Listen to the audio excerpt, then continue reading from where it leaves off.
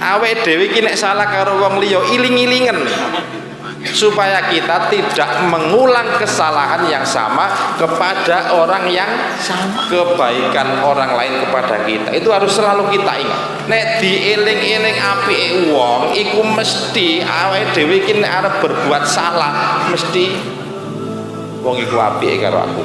Dua hal yang harus selalu kita lupakan.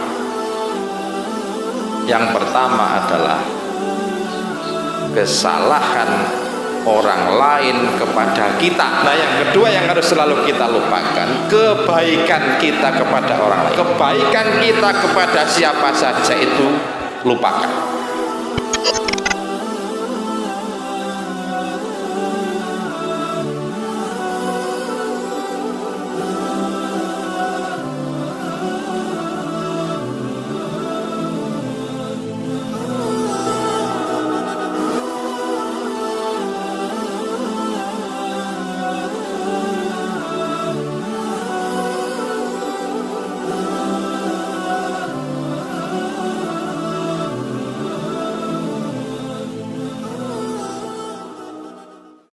Assalamualaikum warahmatullahi wabarakatuh.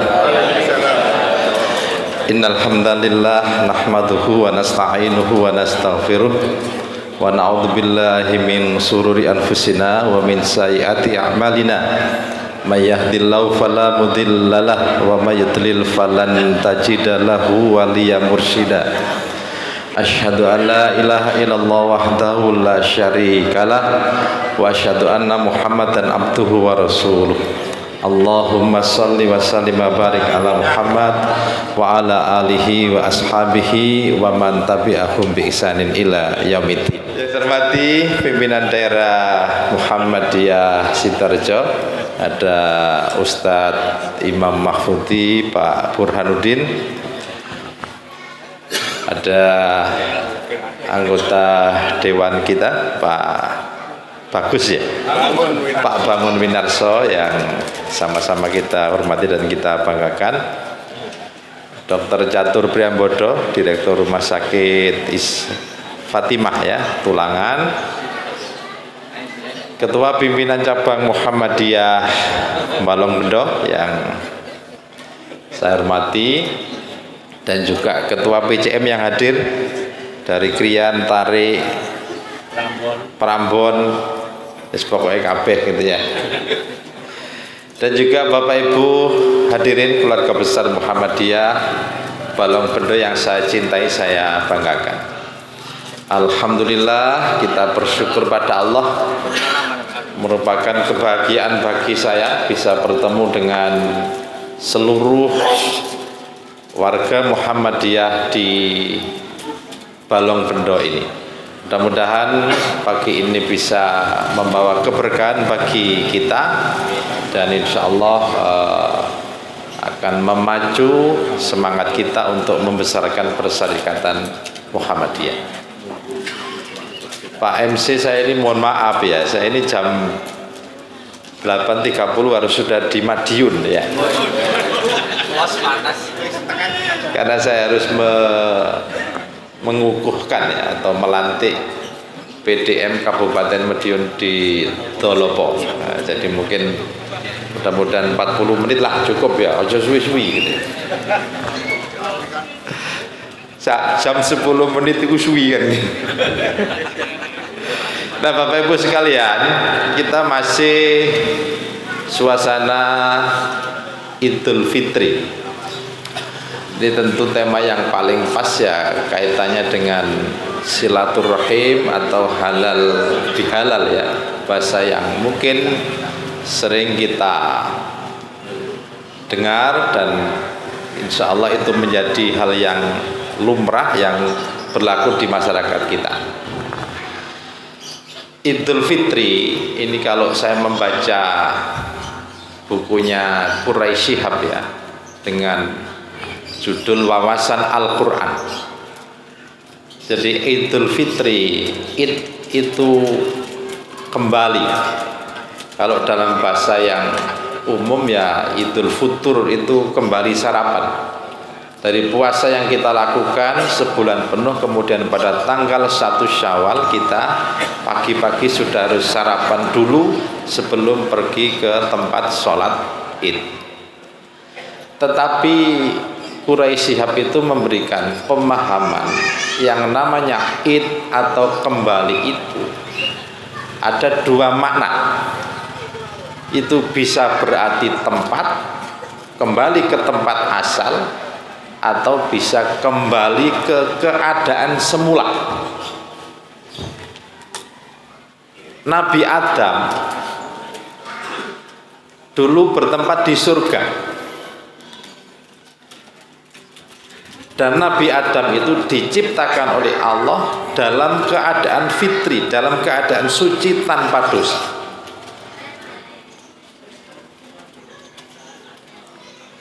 Ini yang di dalam mungkin agak tenang ya.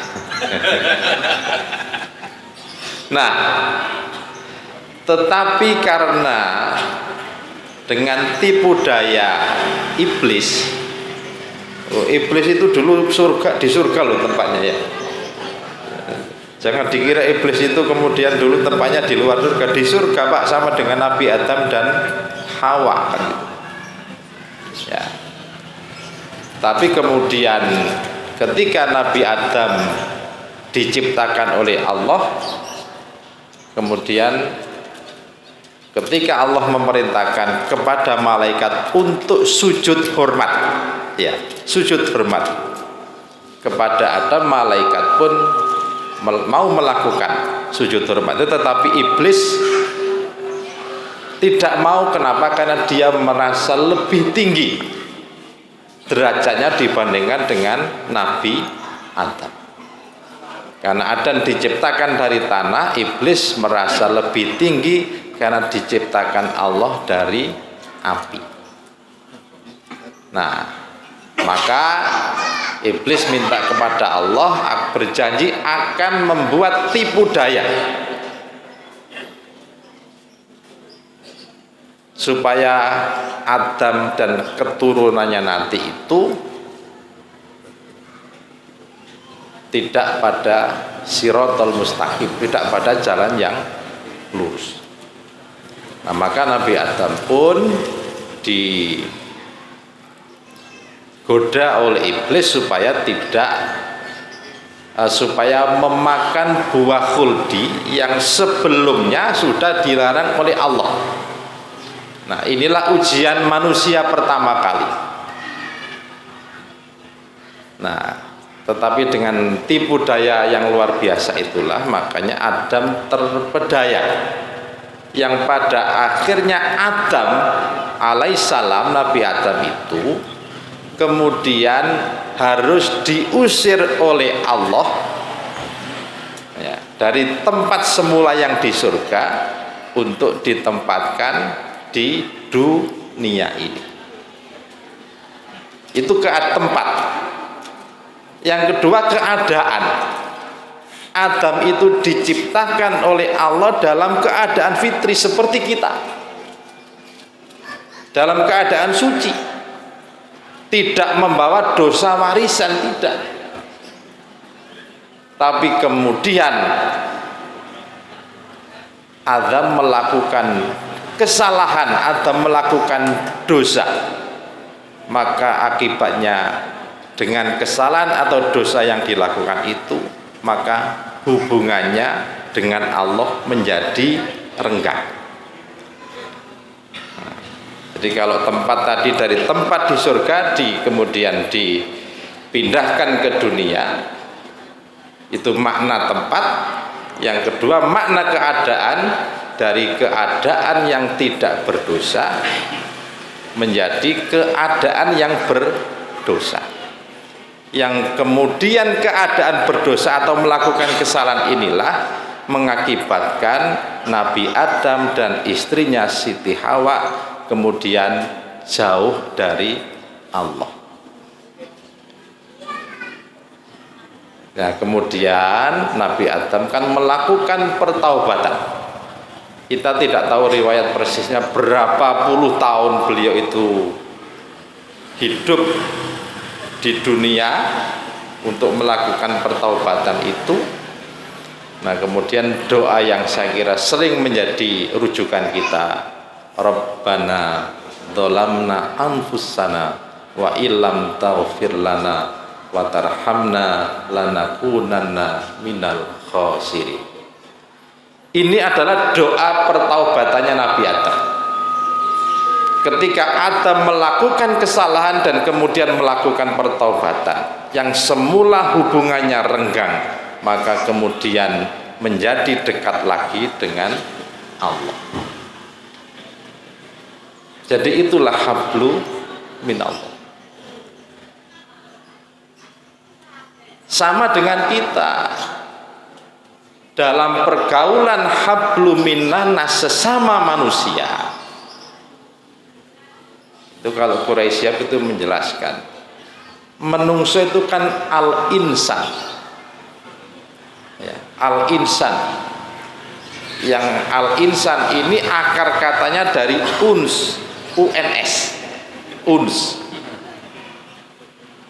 yang mengandung makna. Al-insan itu mengandung makna manusia itu sebenarnya senang dengan hubungan yang harmonis, ya, jadi manusia itu mesti senang hubungan yang harmonis. Pada dasarnya seperti itu. Selama manusia itu normal, mesti dia akan senang dengan kebaikan dengan orang lain, senang hubungannya harmonis dengan orang lain. Tetapi ketika sesama manusia berbuat kesalahan, si A berbuat salah dengan si B berbuat salah dengan si C, dan sebaliknya, maka dari keharmonisan itu kemudian bisa renggang karena kesalahan seseorang. Jadi kalau kita paham dengan kita ini al-insan, mesti kita ini akan sangat menjunjung tinggi keharmonisan, menjunjung tinggi hubungan baik kita dengan sesama manusia.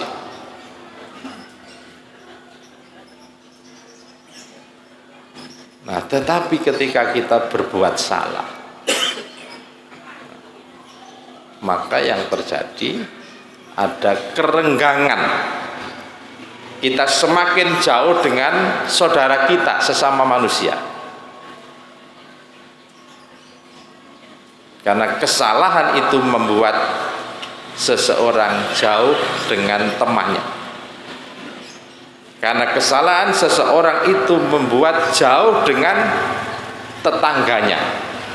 Bahkan kesalahan bisa membuat jauh antara saudara kandung satu dengan saudara kandung yang lain. Maka inilah kita harus selalu ingat, kita ini al-insan, kita ini adalah manusia yang semestinya harus menjunjung tinggi hubungan baik, menjunjung tinggi keharmonisan dengan sesama saudara kita. Kalau sudah bicara al-insan, tidak melihat dia muslim atau tidak. Al-insan, orang yang beragama non-Islam pun juga al-insan dia. Maka kita tetap menjaga hubungan baik dengan mereka. Ada tetangga yang non-muslim pun kita juga harus tetap menjaga hubungan baik. Nah, tapi kalau kemudian kita berbuat salah, kemudian menjadi jauh, maka yang dilakukan adalah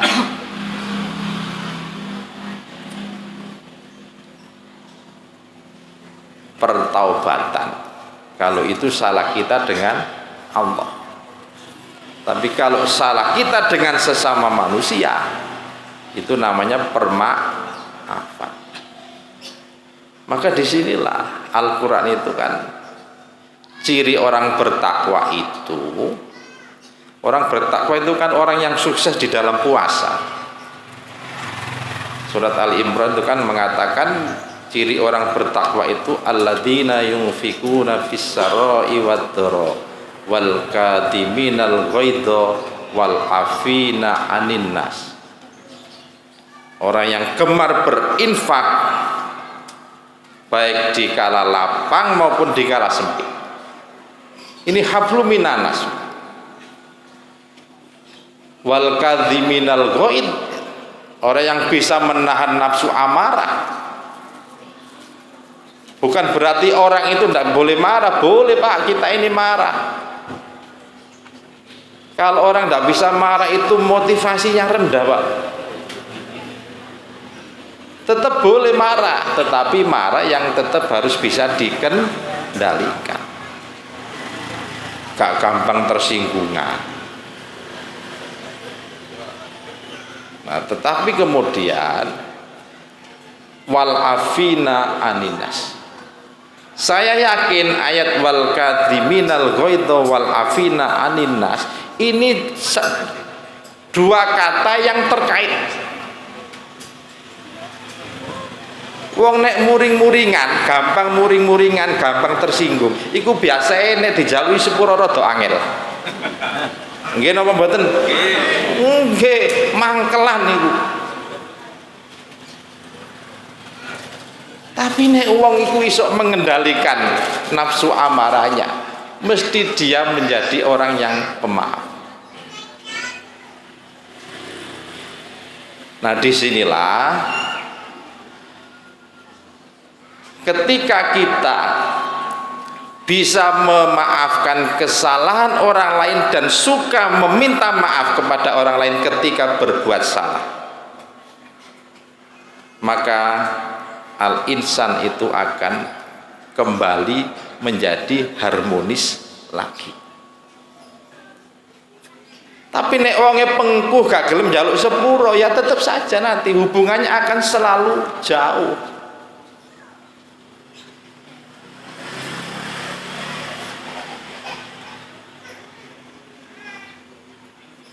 Wes gak kira nyepuro bolak-balik yang ngono kok. Kadang-kadang kan kita ini seperti itu. Wingi wis di sepuro saiki salah maneh. Baleni maneh. Nah, bahasa begitu nggak boleh. Nggak boleh ya. Sama dengan kita ini kalau berinfak ya. Terutama kepada saudara kita, saudara kandung kita. Karena kita ini kan mohon maaf ini diuji Allah dengan saudara kita ini. Terus kadang-kadang wala cacak bolak-balik njaluk ae. Terus aku arep mangan opo? Itu jangan sampai kuwetu omongan seperti itu. Esuk-esuk gak mangan demen awe dhewe. Dulur. Karena kita tahu ujian Allah itu macam-macam. Ono sing ujiane dulur dhewe ku ono. Nek bahasane sak petarangan itu belum tentu sama. Ada yang mungkin beruntung, ada yang mungkin setengah beruntung, ada mungkin yang kurang beruntung. Bagi kita yang beruntung, saudara kita yang kurang beruntung itu ujian kita. Kalau saudara kita selalu minta bantuan ke kita, itu ujian kita.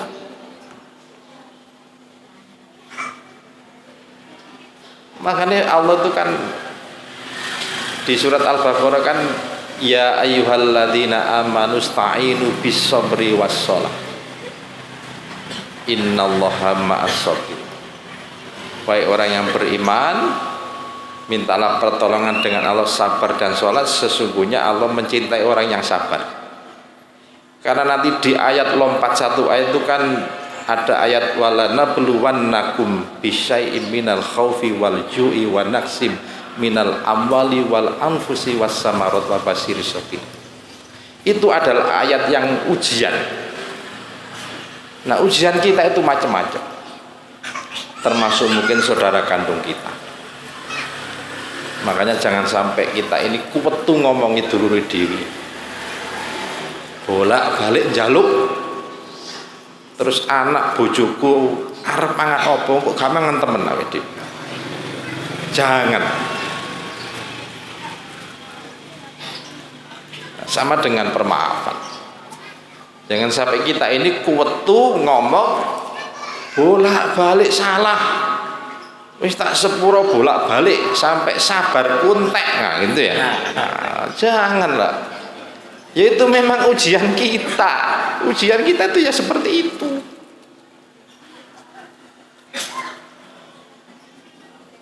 Tapi bukan berarti orang bertakwa itu orang yang tidak pernah salah. Maka kata Allah, walladzina idza fa'alu fahisatan aw dzalamu anfusahum dzakarullah fastaghfaru lidzunubi. Orang bertakwa itu bukan orang yang tidak pernah salah, tetapi ketika dia salah, dia segera ingat kepada Allah dan segera meminta ampunan kepada Allah dan berjanji tidak akan mengulangi lagi. Tidak hanya kepada Allah tetapi juga kepada sesama manusia.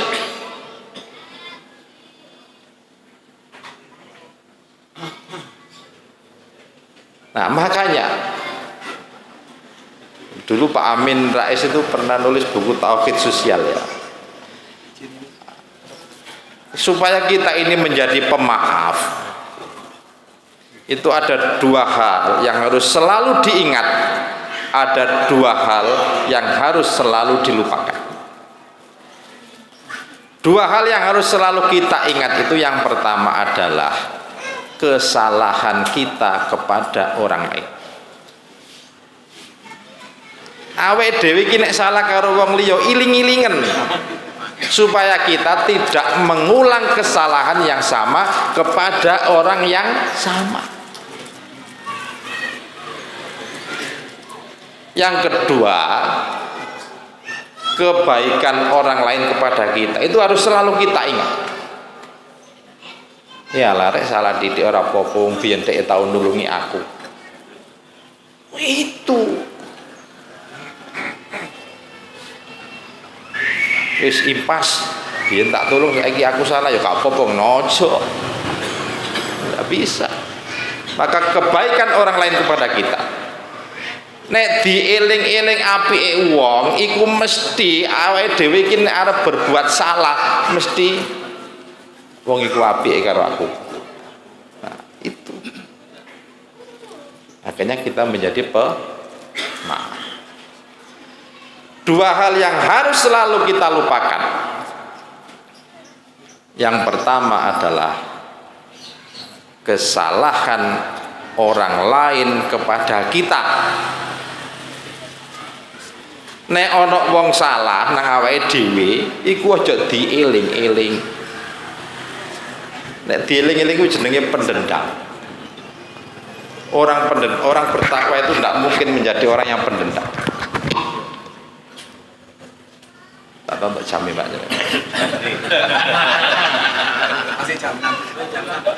Jadi orang bertakwa itu orang yang bukan orang pendendam. Nah, yang kedua yang harus selalu kita lupakan, kebaikan kita kepada orang lain.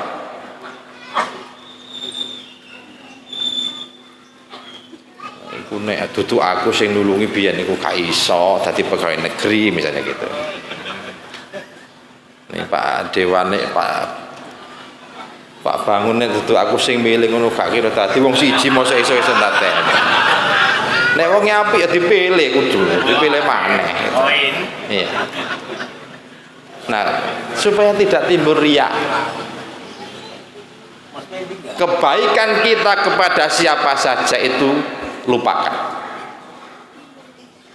Supaya enggak undat-undat. Ini kan wong Jawa kabeh aku, saya ini bahasanya mesti Surabayaan pokoknya. Wis pokoknya tak campur-campur Surabayaan kan gitu ya. Wong Gubeng jadi ngono ya.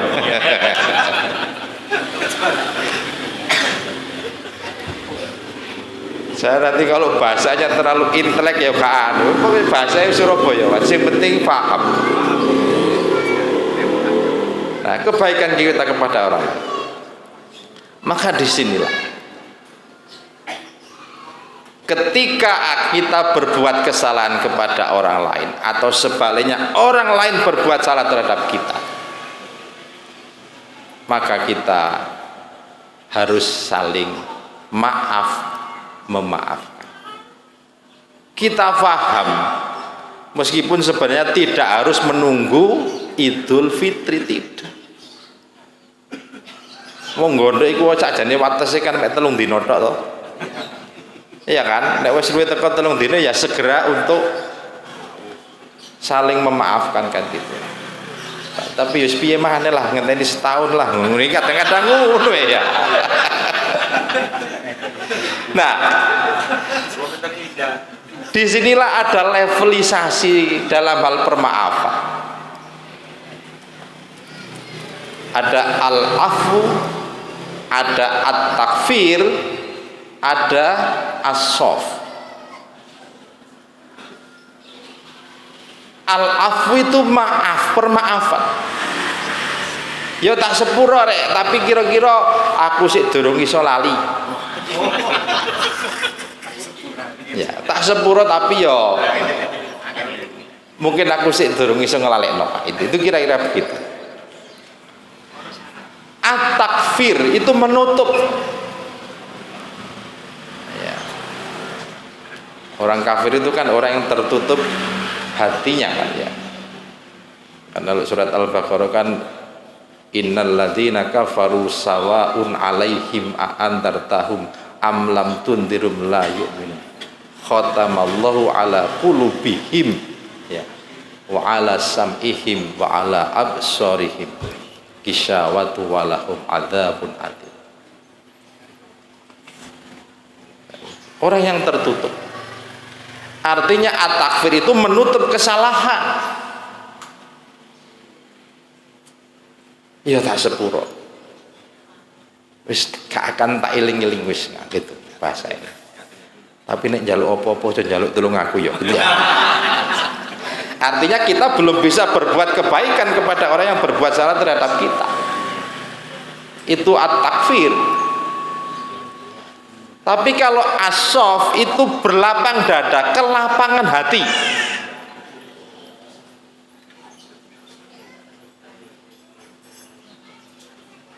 Orang yang levelnya as-sof itu ketika ada orang lain berbuat salah terhadap kita, dia maafkan, dia lupakan, dan dia berbuat baik kepada orang yang berbuat salah terhadap kita. Itu levelnya dhuwur. Sampeyan jenengan salah ten kula, Pak. Tak sepuro, Pak. Asmane sinten, Pak? Wiradi, Pak. Pak Wiradi, kula sepuro. Kula lalekaken tak kei handphone, Pak, misalnya. Wah. Misalnya ngono lho Pak. Misalnya ngono Pak. Iki handphone mek siji Pak katake. Jadi seperti itu. Maka kita ini harus berusaha. Kalau saya sih ya minimal at-takfir lah, menutup itu tadi. Meskipun kita belum bisa berbuat kebaikan kepada orang lain. Tapi sing luwih apik maneh itu level yang paling tinggi. Memaafkan, melupakan, sekaligus berbuat baik kepada orang yang berbuat salah terhadap kita. Makanya as-sof, maka perlambangnya, simbolisasinya itu adalah musafahat, berjabat tangan. Makanya nek jabat tangan Pak, ikut dipandeng wajahi wongi. Ini tapi ini untuk laki-laki, perempuan-perempuan nggih. Bukan nek lanang wedok terus pandeng-pandengan ngono ora. Ya sesama jenis tentunya kan begitu. Salaman Pak Wiradi, sampean pandeng aku tak pandeng jenengan. Ya. Dengan wajah yang mungkin ya tabassumuka fi wajhi akhi khalaqa sadaqah. Senyum manismu terhadap semua orang itu adalah sedekah. Senyum Pak, salaman salaman, salaman tapi terus mengos, itu berdoa Pak. Itu bukan musafahat, itu tidak berlapang dada. Nek atine resik ku mesti raine cerah Pak. Nah, salaman ya mesti pandeng-pandengan gitu loh ya, gitu. Bukan melengos. Ya wis, kosong-kosong. Nah, ini pengen apa dhewe kan murah. Kosong-kosong ngono kan biasanya kan, itu bahasa kita seperti itu. Ya untungnya timnas Indonesia kemarin menang 3-0 nih. Nah, jadi seperti itu. Maka kita ini harus berusaha levelisasi permaafan kita. Jangan cukup al-afu, tetapi minimal at-takfir. Memaafkan sekaligus melupakan atau menutupi, ngelalekno.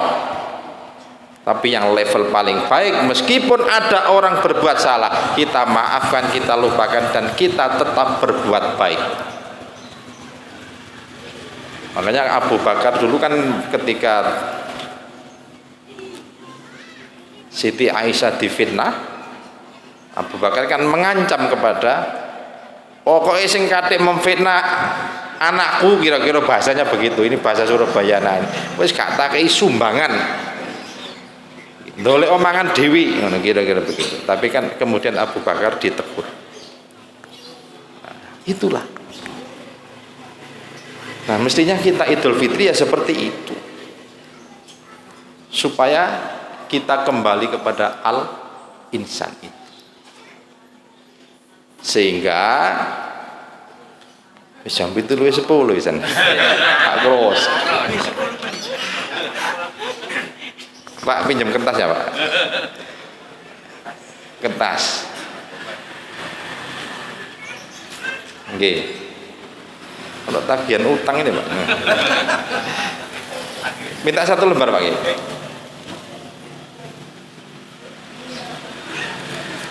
Iki kertas rada welek mong ini angel iki.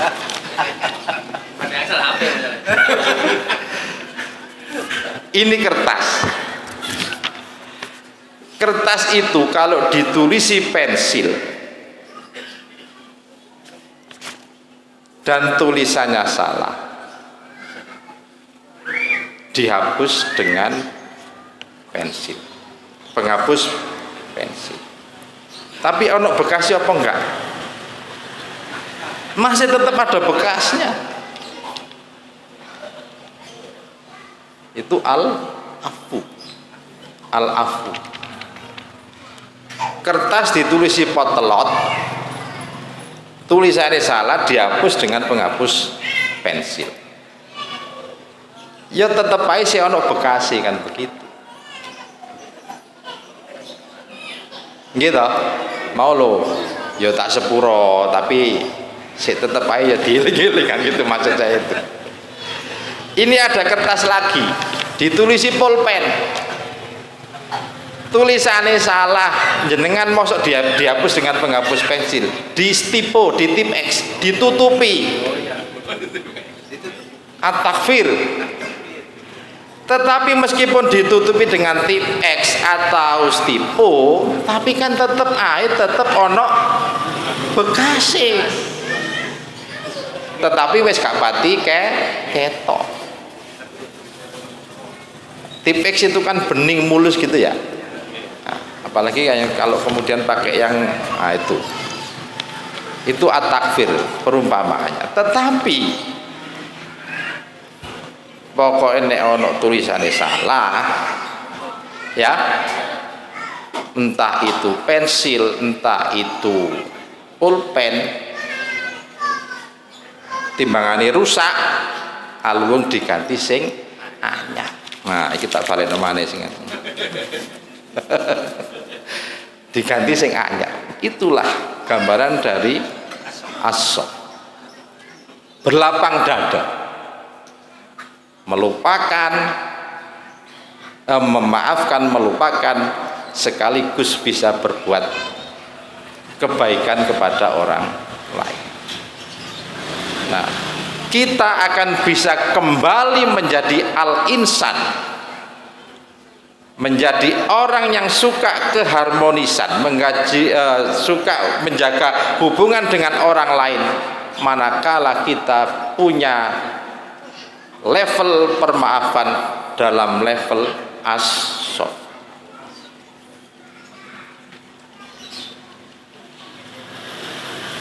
Ana wong duwe gawe ngono kan, nek misale mohon maaf di desa itu kan saling membantu. Sing duwe gula kirim gula, duwe beras dikirim beras, kan begitu.